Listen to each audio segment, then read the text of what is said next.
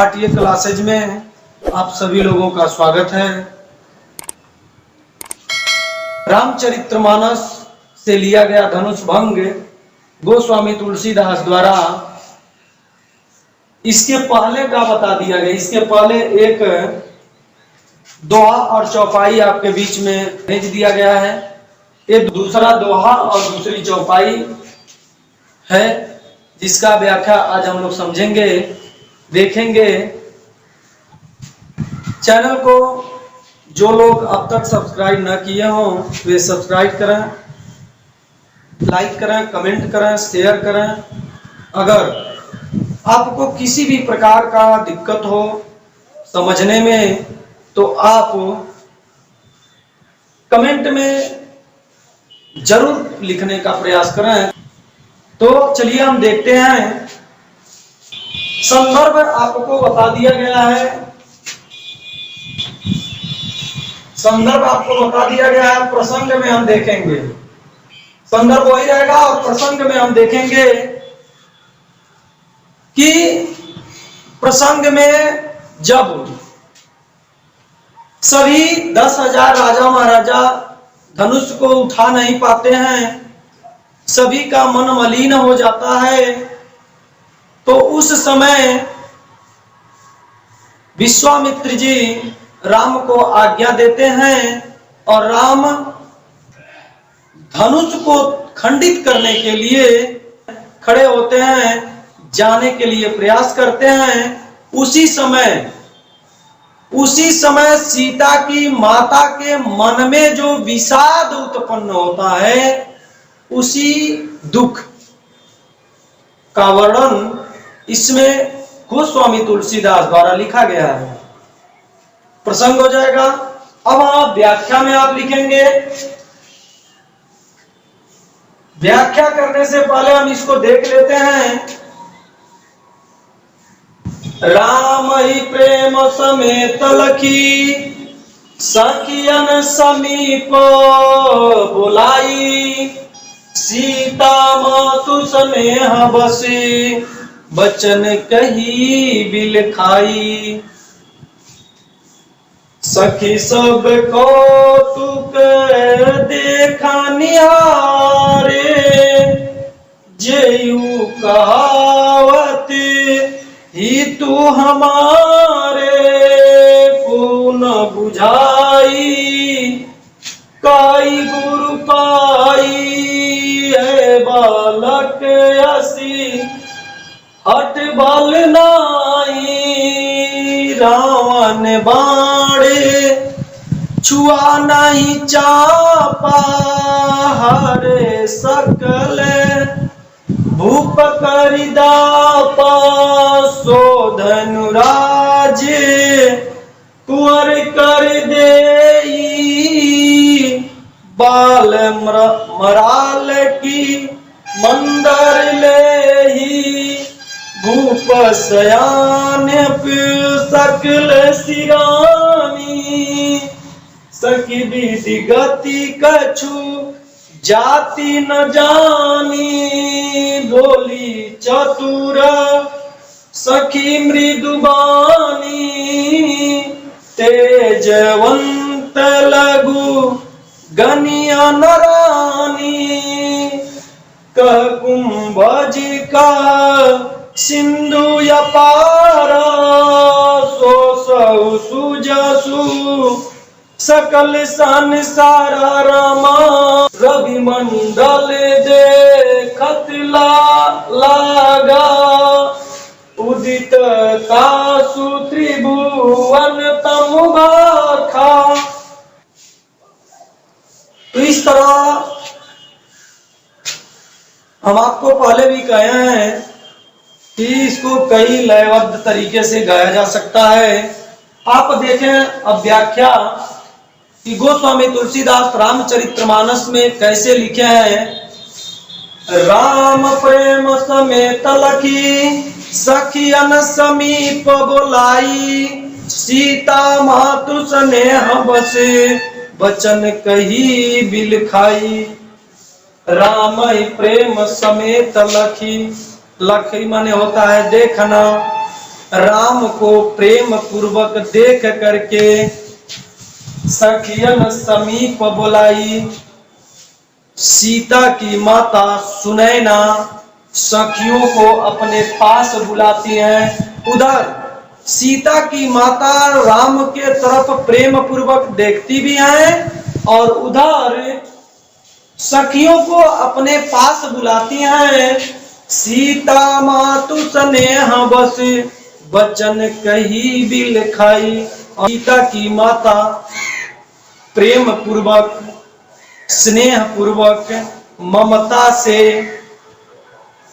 बिलखाई माने होता है बिलखना, करुण स्वर में, रौद्र स्वर में सीता की माता सुनैना सखियों को बुला करके सखियों से वचन कहती हैं। क्या कहती हैं उसको नीचे आप देखेंगे। सखी सब कौतुक देख निहारे, जेहि कहावत ही तू हमारे। सखी सब कौतुक देख निहारे, कौतुक माने तमाशा। सीता की माता कहती है ऐ सखी, सीता की माता सखियों से कहती है ऐ सखी। सखी सब कौतुक देख निहारे, जितने लोग यहाँ पर हैं वे सभी लोग तमाशा देख रहे हैं। जे कहावत हित हमारे, जो हमारे हित हैं, जो हमारे शुभचिंतक हैं, जो हमारे मित्र हैं, जो हमारे आगंतुक मित्र आए हैं, वे सभी आज मेरे इस सीता के स्वयंवर का तमाशा देख रहे हैं। सीता के स्वयंवर का इस तमाशे को देखने का उनके पास आनंद उनको मिल रहा है, ऐसा सीता की माता सोचती है। को न बुझाई कही गुरु पाई, अर्थात कोई भी गुरु को, अर्थात गुरु विश्वामित्र जी को कोई सीख बुद्धि नहीं देने जा रहा है, कोई ज्ञान की बातों को नहीं बता रहा है, क्योंकि ऐ बालक असि हठ बल नहीं। यह बालक, छोटे से बालक के हठ करने के योग्य नहीं है।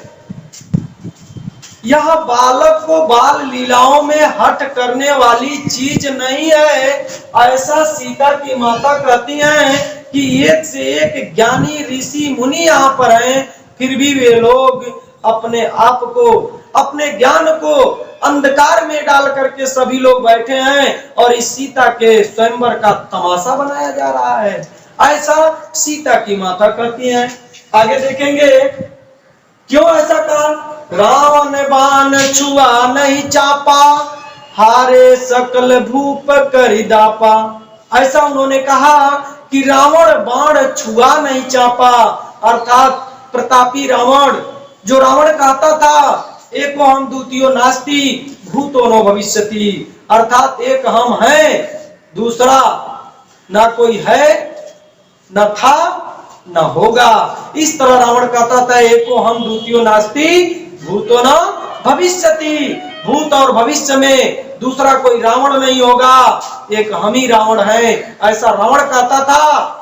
फिर भी वह रावण धनुष को छुआ नहीं। हारे सकल भूप करि दापा, सारे भूप राजा महाराजा 10,000 राजा महाराजा आए थे, सभी लोग पराजित हो गए, हार गए, थक गए। इस तरह की बातों को लेकर अब बताइए, जहां तक रावण बाण को नहीं छुआ, उसके बाद रावण आया था, बाणासुर आया था, बाणासुर ने भी, रावण और बाणासुर दोनों धनुष को साक्षात प्रणाम करके, दंडोत प्रणाम करके धनुष के पास से चले जाते हैं। ये दोनों वीर, जो बाणासुर पतालपुरी से चल करके आया था, बलि का पुत्र था, और रावण तो लंका का राजा था, वो भी आया था, लेकिन दोनों ने धनुष को प्रणाम कर करके चले गए। ऐसे लोग जब धनुष को नहीं छुए तो एक छोटे से बच्चे से इस धनुष का क्या होगा, ऐसा ग्लानि माता सीता के मन में विराजमान हो गया है, बैठ गया है।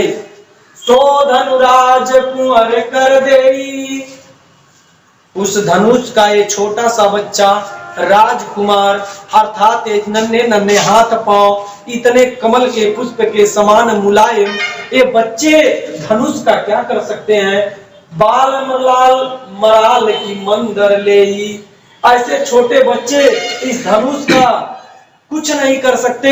ये बच्चे धनुष के बारे में कुछ जानते भी नहीं। भूप सयानप सकल सिरानी, सखी विधि गति कछु जाति न जानी। भूप सयानप सकल सिरानी, एक से एक राजा महाराजा आए और वे राजा महाराजाओं से कुछ भी नहीं हुआ। और जब वे राजा महाराजाओं से कुछ भी नहीं हुआ तो ये छोटे छोटे बच्चे उस धनुष को कुछ कर नहीं सकते। मंदर जो दिया है मंदरांचल पहाड़ पर उठा सकते हैं क्या हंस के बच्चे? बाल मृणाल की मंदर ले ही छोटे से बच्चे, हंस के छोटे बच्चे मंदरांचल पर्वत को उठा सकते हैं। इसीलिए राजकुमार जो हैं ये छोटे से कामों को नहीं कर सकते। भूप सयानप सकल सिरानी, अच्छे अच्छे राजा महाराजा आए जो कुछ भी नहीं कर सके। सखी विधि गति कछु जाति न जानी, और सखियों के द्वारा कहती है सखी जात और उपात का कोई भेदभाव नहीं, किसी भी प्रकार की कोई चिंता नहीं। इस तरह की उन्हें तो गुरु को समझाने की चेष्टा करनी चाहिए। जो यहाँ पे एक से एक ज्ञानी लोग हैं इस तरह की बातें करते हैं और आज उनका राजा का ज्ञान हमारे कहाँ चला गया है। चुपचाप जो बैठ करके इन सभी के बातों को सुन रहे हैं। आज एक से एक ज्ञानी इस सभा में विराजमान है। राजा जनक जी खुद अत्यंत ज्ञानी थे, लेकिन उनके ज्ञान का अद्भुत खजाना आज लग रहा है कि अंधकार में विलुप्त हो रहा है। इस तरह की बातों को सोचती हैं सीता की माता। बोली चतुर सखी मृदुबानी, तेजवंत लघु गनियन रानी। बोली चतुर सखी मृदुबानी, एक सखी बोलती है। क्या बोली? सखी ने मीठी वाली बातों से बोली। तेजवान का अनुमान नहीं लगाया जा सकता, तेजवान की शक्ति का आंकड़ा नहीं लगाया जा सकता।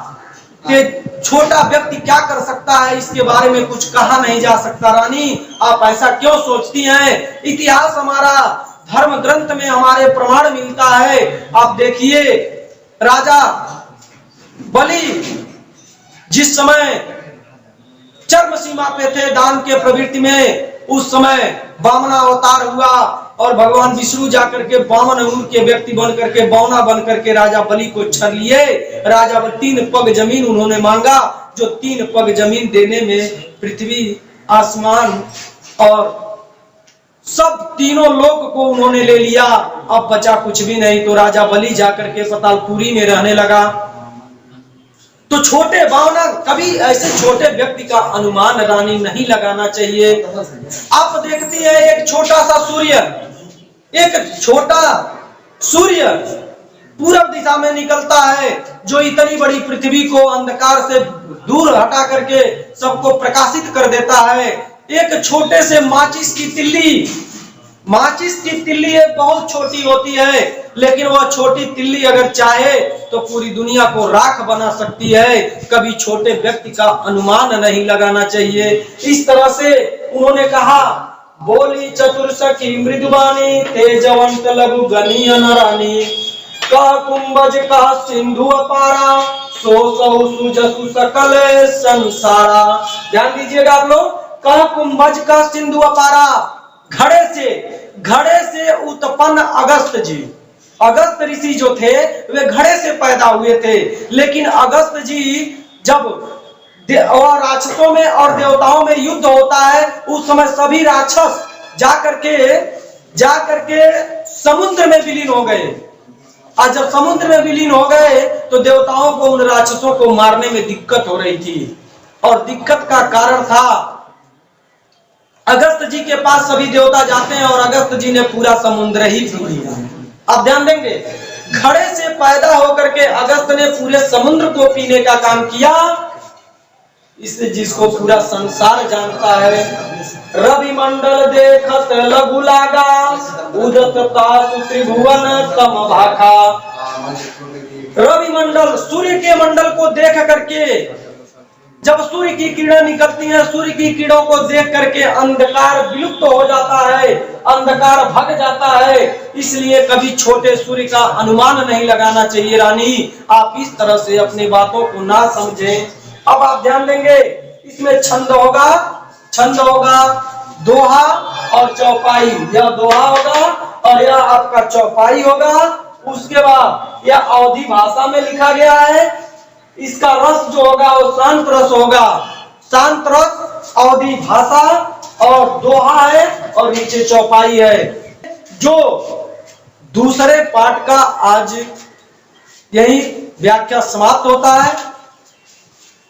आप हमारे आरटीए क्लासेज में बने रहिए।